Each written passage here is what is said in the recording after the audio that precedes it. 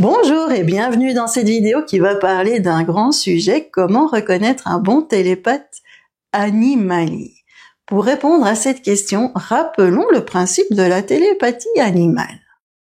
La télépathie animale, c'est un échange d'informations entre un humain et un animal sans lui parler, sans le toucher, sans le regarder. Cela, pourquoi? Afin de ne pas être influencé par quoi que ce soit et avoir le risque de recevoir des informations tronquées.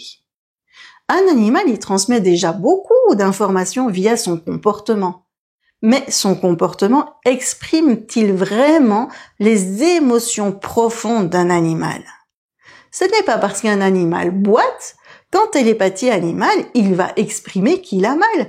Non, non, non. Si l'animal est soigné, eh bien, il y a très peu de chances qu'il va parler de ses douleurs ou de sa boiterie. Par contre, il pourra exprimer qu'il tourne en rond, qu'il se sent abandonné, etc. Ou bien, on va dire qu'il est heureux, que tout va bien pour lui. Donc, un bon télépathe animalier évite d'être influencé. Pour cela, il ne demande aucune information sur l'animal, à part bien sûr son prénom, ça c'est clair.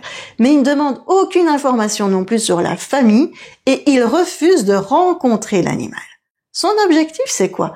Rester neutre, ne pas être influencé. En tout cas, c'est comme ça que je fonctionne et c'est pour ça que j'appelle cela de la télépathie animale. Toutes les télépathies animales que j'effectue se font à distance, sur base de photos. Une photo de la tête de l'animal suffit, c'est juste pour être en connexion avec son énergie.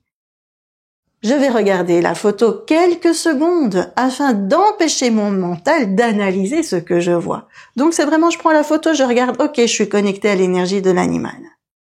Les personnes qui viennent me voir le savent comment je fonctionne. Parfois, il y en a qui me font rire parce qu'ils m'envoient juste la moitié du visage de l'animal ou juste les yeux.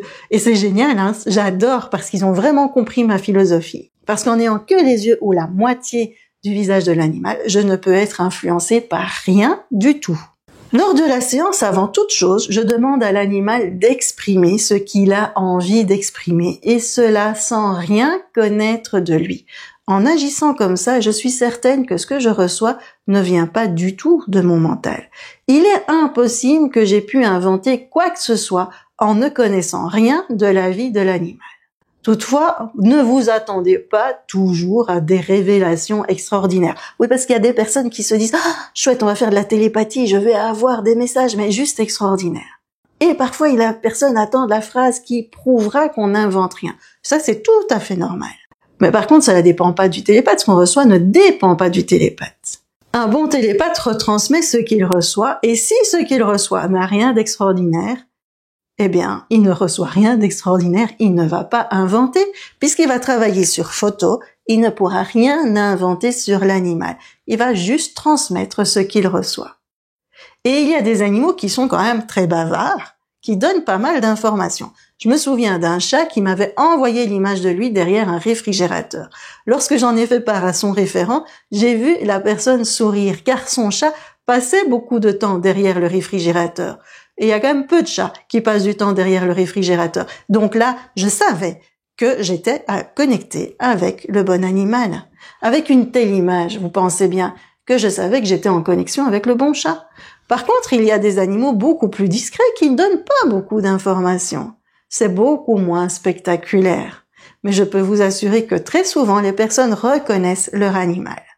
Je vais terminer cette vidéo en rappelant qu'un bon télépathe animalier ne demande pas à voir l'animal, ne demande pas d'informations sur l'animal, ou autre, ne demande pas à toucher l'animal. Tout cela afin d'éviter d'être influencé. Toute influence extérieure peut biaiser le message de l'animal.